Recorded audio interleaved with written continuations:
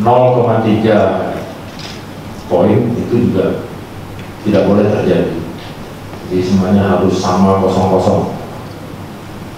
Nggak usah sedih hati, dan Anda adalah semuanya pahlawan.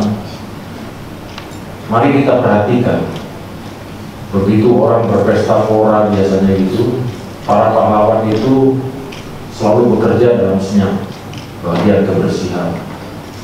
Nggak mungkin ada orang kaya apapun juga dia pesta kemudian tidak ada yang bersihkan. Tukang batu rumah yang hebat ini, hotel yang hebat ini, itu yang kerja pertama kali itu tukang batu, tukang aduk semen. Sekarang udah nggak ada aduk semen dia, pakai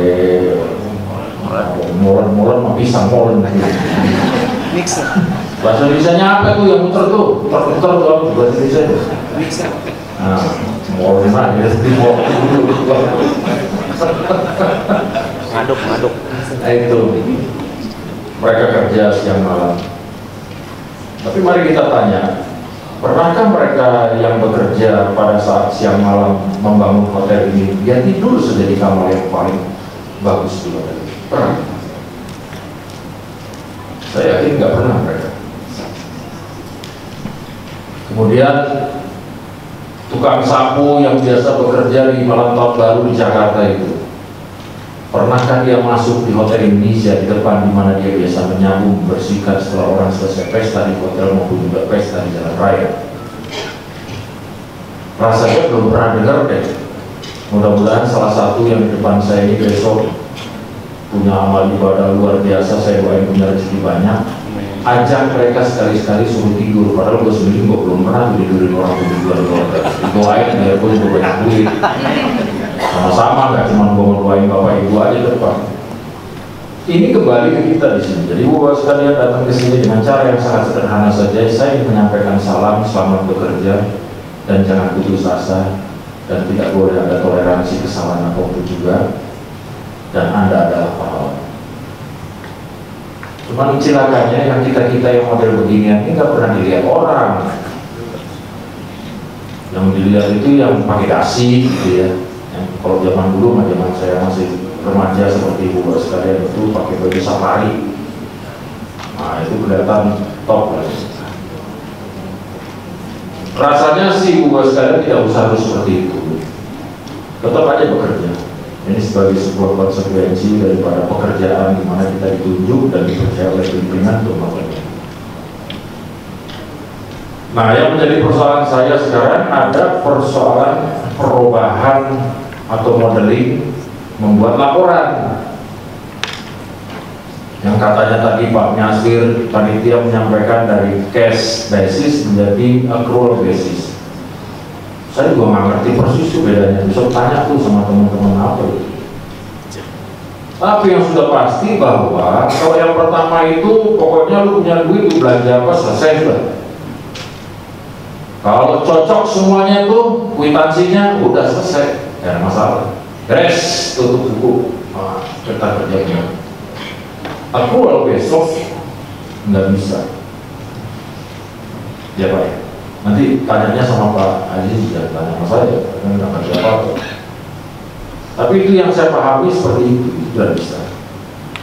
Nah, kita sedang mau mengalami masa transisi. Kalau saya tidak salah, yang ini masih kita perlakukan seperti cash basis gitu ya, atau sudah mulai masuk aktual. Wow, kerjanya nambah, orangnya ditambah, sampai nambah ekonomi.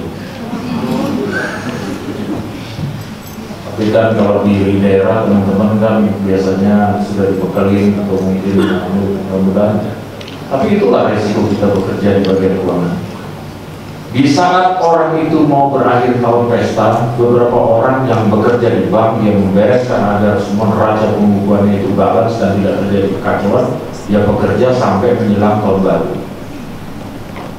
Nah kalau kita masih syukur kita kerja sesudah tahun baru, jadi masih ada sedikit alhamdulillah nasib kita itu. Saya ingin memberikan semangat. Yang kedua yang paling penting, memang akan ada perubahan atau pergeseran untuk meletakkan proyek-proyek pemerintah, terutama pemerintah pusat di daerah. dengan segala macam modeling yang ada, mulai dari dekor sampai dengan perbantuan Medwin. Ada pergeseran, kenapa? Karena memang ada keterbatasan penggunaan anggaran dan ada keterbatasan kita dari pemerintah pusat untuk mendapatkan budget. Jadi ambil contoh saja, misalnya kita di tahun 2016 bekerja untuk menghasilkan 3.200 sekian kapal penangkap ikan. Ini bukan berarti bahwa kita tidak percaya dengan mekanisme TP atau mekanisme dekor ataupun mekanisme berdebit, tetapi memang semata-mata kita ingin melakukan proses efisiensi terhadap anggaran. Nah, anggaran kita selama ini yang cukup besar itu ternyata tidak semuanya bisa kita kontrol dengan baik. Kemudian kita secara politik diminta oleh pimpinan presiden terutama, kemudian pada saat kita berbicara dengan anggota dewan di DPR misalnya dengan para anggota komisi, mereka menyarankan agar pemerintah melakukan proses efisiensi. Dan salah satu efisiensinya adalah memang mengurangi beberapa budget yang nanti akan terkait dengan posisi kita masing-masing di daerah. Satu hal yang sangat tidak bisa kita hindari sekarang itu seperti itu untuk anggaran 2015. Tapi yang 2015 kita masih menjalankan prinsip-prinsip Medwin dan prinsip-prinsip dekonsentrasi. Medwin ya, tugas perbantuan. Saya ngertinya itu karena belajar yang dulunya ilmunya yang Medwin sama dekonsentrasi. Dekon pusat titik di situ, soal yang kerja pusat, dan Medwin ya kita membantu daerah pada saat ada posisi tertentu mana daerah membutuhkan pendampingan budget dari kita. Saya kira itu. Nah, ada pergeseran, tapi yang di 2015 kita masih tetap bekerja seperti apa adanya. Tadi sudah saya katakan kalau bisa tidak ada hal yang meleset karena memang kita tahun 2014 kalau saya tidak salah ya Pak Presiden, kita kemarin barusan mendapatkan penghargaan sebagai kementerian yang dari Menpan juga termasuk itu juga sama kinerja wakil KKP termasuk kategori A dengan seluruh atributasinya. Artinya bahwa Anda semua di depan saya ini punya kontribusi besar untuk menghasilkan huruf A. Itu artinya Anda sudah jadi pahlawan. Cuman sayangnya nggak ada yang ngasih rumah, nggak ada yang ngasih selamat. Oh, sukses ya, wah hebat ya. Enggak. Yang paling celaka kadang-kadang kita udah kerja keras, bos kita lupa karena saking kebanyakan pekerjaannya. Ngasih just say thank you. Terima kasih ya, Anda sudah membantu saya. Gak usah putus asa, tetap kerja. A, wajib kita.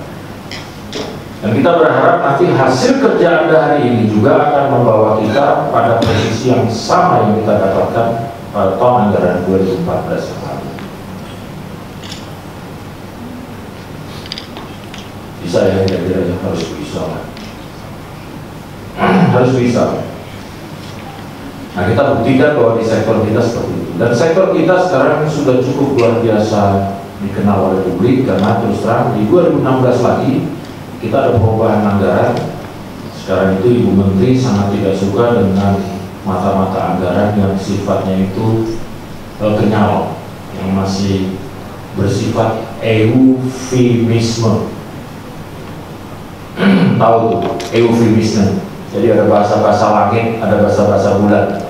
Itu sekarang kita diminta untuk menyisir seluruh anggaran kita, tidak ada lagi bahasa langit, tidak ada lagi bahasa bulan. Jadi sekarang anggarannya DJPT besar 2016 3,7 triliun ya Pak ya, 3,5 triliun, terbesar di dalam sepanjang sejarah terbentuknya KKP untuk DJPT. 2/3-nya saya belikan kapal, susuin kapal. Sing 7 keliling. Kapal jumlahnya 3.500, tapi ukurannya kecil-kecil.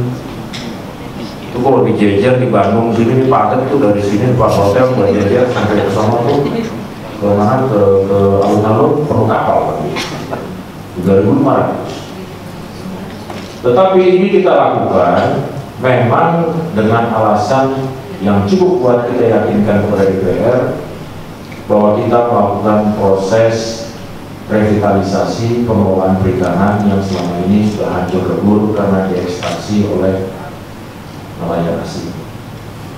Jadi saya mohon maaf atas nama pimpinan, menteri dan juga jajaran satu yang lain kalau masih membaginya belum cukup seperti tahun kemarin, karena memang kami diminta untuk berkonsentrasi lebih dulu melakukan proses pemulihan penangkapan pasca kita menghentikan penangkapan oleh orang asing. Nah, penangkapan oleh orang asing ini ternyata memang tidak banyak kita nikmati. Kita tidak dapat PNBP dari penangkapan mereka terlalu besar, tidak. Kita tidak dapat pajak juga, dan kita tidak dapat apapun juga devisa dari apa yang mereka lakukan. Nah, ini sekarang kita mau coba ke arah sana sehingga budget kita di 2016 memang lebih banyak konsentrasinya bagaimana melakukan proses pemulihan terhadap penangkapan. Baru minggu lalu kita dikejutkan, padahal semua nelayan asing itu sudah kita nyatakan tidak boleh lagi beroperasi di Indonesia. Tapi kemarin kok bisa ya Pak Kadis ya sama Pak Dirjen, kita kebobolan negara ini. Ada 25 orang atau 45 orang, yang 25 itu langsung masuk di kapal, orang dari Cina. Tiba-tiba mau pulang kapal yang muncul di Kompas hari ini, yang menteri marah-marah, ya kayak parade militer aja lah ya. Saya juga dapat ini dari teman-teman di lapangan, Pak ada kapal kabur, gimana caranya mau berkapal? Begitu parahnya pencurian ikan yang dilakukan oleh orang di luar negara kita. Apapun yang mereka lakukan dengan segala macam cara mereka lakukan hanya untuk mendapatkan ikan kita. Dari tahun kemarin sampai dengan 2016 dan yang seterusnya sampai kita tidak tahu kapan, kita sudah dan hari ini Presiden memimpin langsung rapat kabinet terbatas untuk daftar negatif investasi.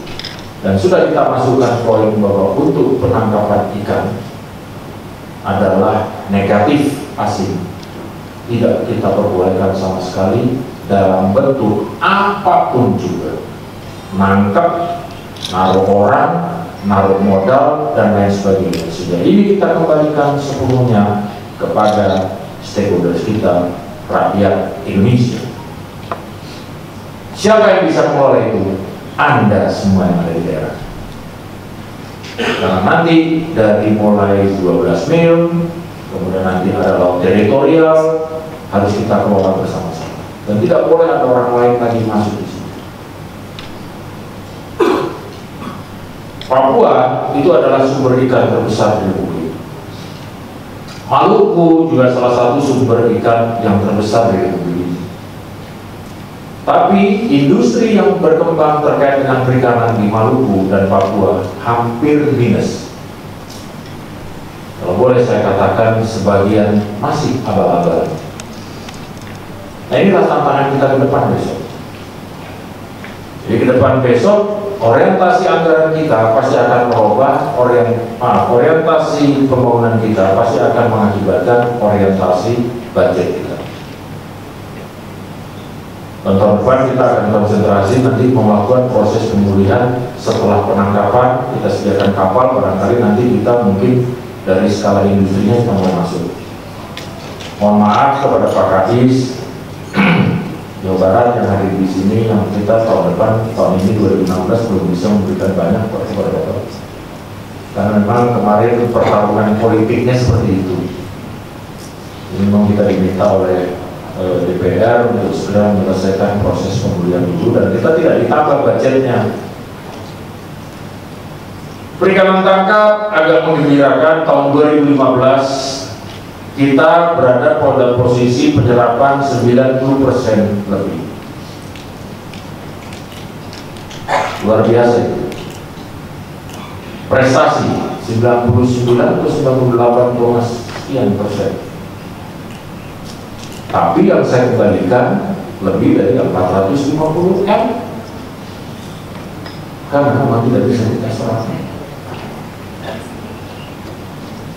Ini yang tidak bisa kita serap ini jatuh apa mesti dihitung penanggung jawab ya Pak? Mestinya ya sebaiknya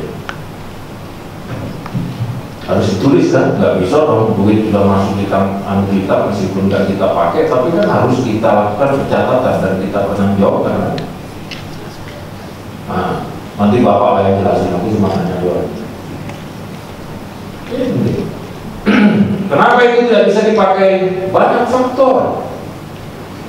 Salah satu faktor yang paling dominan adalah kita ternyata sedikit agak kurang tepat melakukan prediksi pada saat kita menyusun asumsi perjalanan. Misalnya saja harganya masih tergantung pada valuta asing. Misalnya komponen, misalnya saja itu kebutuhannya masih kita hitung dengan harga BBM yang mungkin bahkan BBM sekarang turun, kita bisa itu. Tapi banyak asumsi, banyak persoalan, dan ini yang harus kita selesaikan. 2016 kita coba berhati-hati. 2015 yang Ibu sekalian hadir di sini harus lebih berhati-hati karena sudah selesai ya, yang kita tulis, kita catat, kita bikinkan. 2015 kenapa kita kembalikan besar? Berbagai faktor tadi sudah saya singgung, dan salah satu faktor yang paling dominan adalah juga kita punya ketakutan sekarang untuk memanfaatkan uang yang besar karena berbagai macam aturan yang kita belum siap untuk mengatasi. Kalau zaman dulu enak, ada sisa duit bisa kita pakai, alternatif untuk kepentingan yang lain masih bisa kita lakukan alokasinya dengan cepat. Zaman sekarang sangat tinggi. Nah, ini harus kita perhatikan juga dalam rangka nanti pengelolaan anggaran sekarang maupun depan. Kemudian saya sedikit saja masih menyinggung, saya tadi di atas meja saya banyak sekali tanda tangan yang harus saya kerjakan, Pak. Tanda tangan dulu, saya jadi dirjen perikanan tangkap ini sehari paling tidak saya tanda tangan di atas 80 tanda tangan. Ketemu izin bisa ratusan dua sehari. Kalau kagak 6 buat, yang kagak 6 buat, umur kita bisa berkurang gara-gara kita ngotot melihat tanda tangan setiap banyak. Dan resikonya ngecek lagi satu persatu. Di meja saya hari ini banyak sekali saya harus menandatangani penyerahan aset kepada daerah terkait dengan tugas perbantuan. Kumpul-kumpul di sini, aku takut tanda tangan. Jujur saja saya katakan, takut saya tanda tangan. Kenapa? Saya tidak tahu dulu perencanaannya seperti apa. Yang kedua, laporan pelaksanaannya terlalu sederhana dalam bentuk laporannya, yang hanya menyertakan foto-foto saja, meskipun ada berita acara kanan dan kiri. Tetapi yang paling penting di situ adalah prosesnya, apakah sesuai dengan peraturan perundang-undangan yang berlaku, itu harus dilakukan. Dan kalau misalnya dia berbicara lain di lapangan, siapa yang bertanggung jawab? Aku gak tahu menau, tekan barang itu, besok ditanya orang, kok barang belum beres, ini sudah dilakukan prosesnya seperti itu, kira-kira ini. Nah, saya minta nanti ngomong kita kumpul semua di sini dan menyusun itu semua dengan sebaik-baiknya. Pastikan bahwa itu tidak terjadi hal yang merugikan kita semua. Anda bisa bayangkan kalau duduk gagah memang kalau zaman dulu dirjen perikanan gitu aja, apalagi batunya sampai 5 kali. Sudah tahu nih sakitnya apa? Sakit dari mana?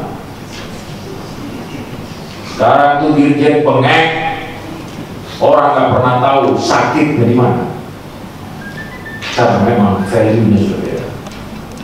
Dia pengek mungkin dia lihat pertanggungjawabannya sedemikian rupa dan kita biasanya kejeblos dengan perkara kecil. Coba 2 kali periode, 1 kali jadi menteri koperasi, 1 kali jadi menteri agama, udah dekat sama Tuhan kan? Masuk juga. Cuma gara-gara 1, terima potongan kiswah. Main lain-lain, sederhana saja. Seluruh karier yang sudah terbentuk, yang sudah diawali dari awal oleh beliau, nggak ada yang lihat. Nah ini kita mudah-mudahan nanti bisa lebih bagus lagi. Saya perlu mengingatkan Pak, karena memang di tangan Anda semua di depan saya ini, keselamatan kita semua, keselamatan diri Anda sendiri, Anda luar biasa, sangat diberkahi Tuhan. Keselamatan Anda sendiri Anda perhitungkan, keselamatan orang lain pimpinan kolega Anda pertimbangkan, keselamatan negara juga Anda hitung dengan baik. Luar biasa. Nah itu kita betul-betul harus hati-hati di situ. Orang itu kalau masuk di lubang jatuh bukan lubang yang gede, kalau lubang yang gede mau pakai tangga. Kalau jalanan di tempat itu banyak yang bolong-bolong dikasih tanda sampai orangnya kadang-kadang mangkal kasih tanda macam-macam. Tapi biasanya kita keselio gara-gara cuma masuk lubang kecil yang nggak kelihatan. Nah ini saya kira yang harus kita perbaiki.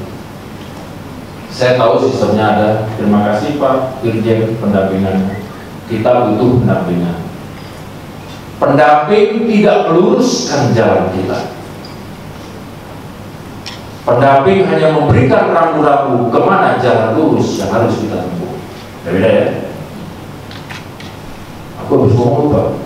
Pendamping tidak meluruskan jalan kita, tapi pendamping bisa menentukan bisa memberikan bimbingan kepada kita kemana jalan lurus yang harus kita tempuh. Dan gitu ya? Salah aku? Salah?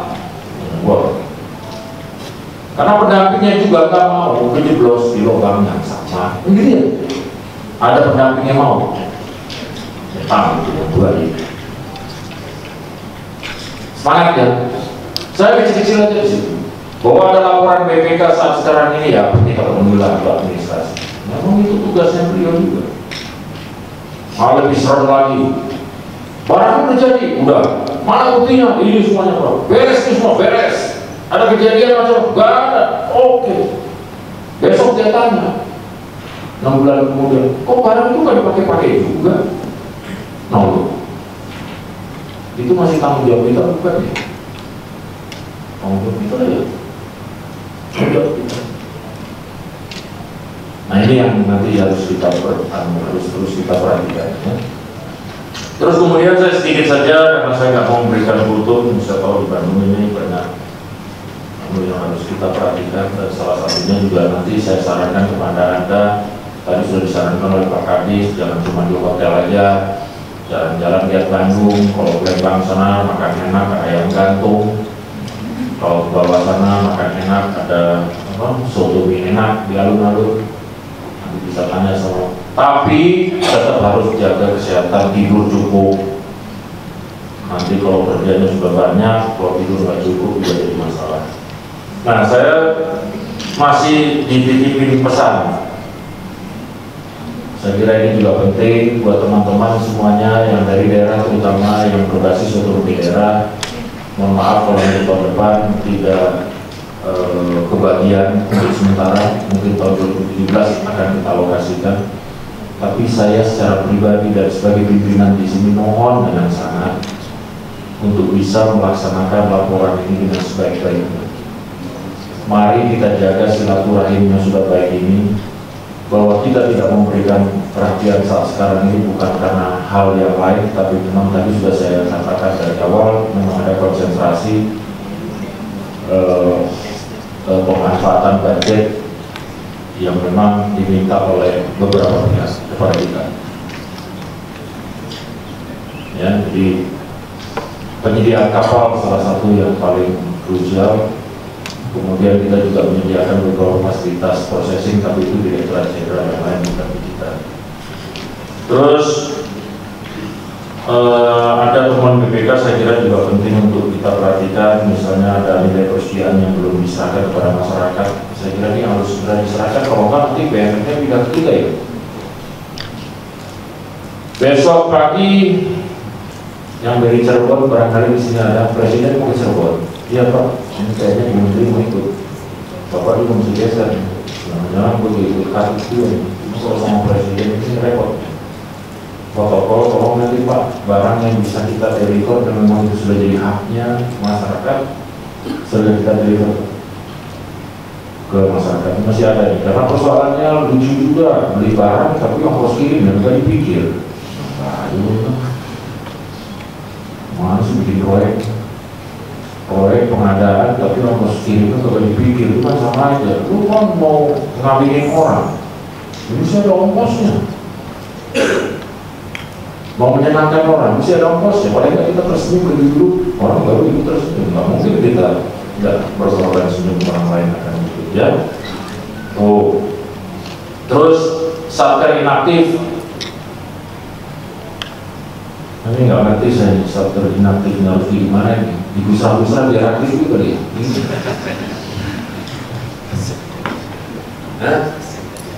Iya, maksudku ya dioptimalkan lah ya. Udah bangun tuh contohnya kemarin perikanan, wah laporan dari mana? Dari satu tempat kabupaten kita mau bikin titik pembangunan kan. Sudah, di sini sudah ada pelabuhan, oke. Di situ sudah ada SPBU, oke. SPBN, oke. Sudah ada cold storage, oke. Kosong, kagak diisinya. Barangnya ada, pelabuhannya ada, tadi sandarnya ada, lengkap. Orang yang melakukan aktivitas berbasis fasilitas tidak ada. Inaktif bukan. Tapi inaktif itu yang pengertian Anda tadi. Maksud saya yang inaktif begini, ini aset yang inaktif, yang harus inaktif. Ini tanggung jawab kita, karena kan tadi Pak, basisnya kan ketemunya nanti apa tuh? Ketemunya outcome.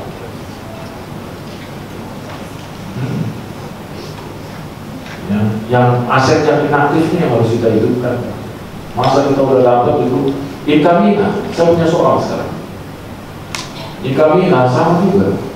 Dia kenapa menjadi inaktif, kurang aktif atau kurang optimal? Yaitu tadi persoalan perencanaan kita yang kurang matang. Pertama, kita memproduksi kapal. Habis itu mungkin kita tidak menyiapkan bahwa kapal itu kan nggak ada kapal jalan sendiri kan. Kapal kan mesti ada orang. Pak, udah ada orang, mesti ada solar. Oke lah, solar masih bisa beli atau BBM. Pak, yang paling penting harus ada surat. Surat yang ada. Yang bisa di Republik ini nangkap ikan nggak pakai surat.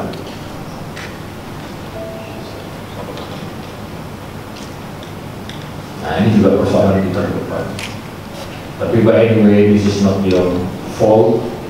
Anda datang ke sini sekarang adalah saatnya untuk menyusun laporan kinerja itu. Nanti Pak akan datang dari teman-teman. Dan sekali lagi saya terima kasih pada Pak Kadis yang sudah kita ganggu pakai Kota Bandung. Tapi percaya Pak, teman-teman di sini nih mau kerja pukulnya udah banyak banget. Paling nggak Bapak itu untuk satu orang menghabiskan 100.000 kali isinya ada orang berapa nih? Ada orang 250 kali 100.000. Gede, Bandung dapat duit. Iya, karena nanti kan mesti belajar dong. Kan nggak mungkin pulang dari mana lo? Dari Bandung, misalnya yang dari Papua nih. Ada yang dari Papua? Nah, dari mana kamu? Dari Bandung. Oleh-olehnya dong bos. Wah, gitu kan. Pasti harus beli sesuatu di sini. Oh, berapa sih? Ya, saya kira itu aja lah. Atau Pak, yang lain-lain sih saya kira udah pada jauh-jauh semuanya Pak. Ini apalagi ini yang mesti dibaca-bacain apa lagi? Kalau dibaca begini, bos nanti. Oh gitu. Oh, udah Pak, udah selesai Pak. Ya. Selamat kerja, jaga kesehatan, terus makan di sini juga bervariasi kok. Kelihatannya enak juga, makanan banyak ya, makanya banyak bervariasi. Kita nggak akan kasih tempe terus karena katanya tempe juga suka membuat orang darah tinggi. Dia sama ya, makan ikan juga kok. Maka habis hati-hati juga harus bikin darah tinggi. Saya tuh kalau udah kebanyakan makan ikan, nanyanya tempe. makan dulu aja. Bosan tuh makan ikan. Tempe mana dong? Sama orang kasih makan tempe dulu. Ikannya mana? Makasih. Wassalamualaikum warahmatullahi wabarakatuh.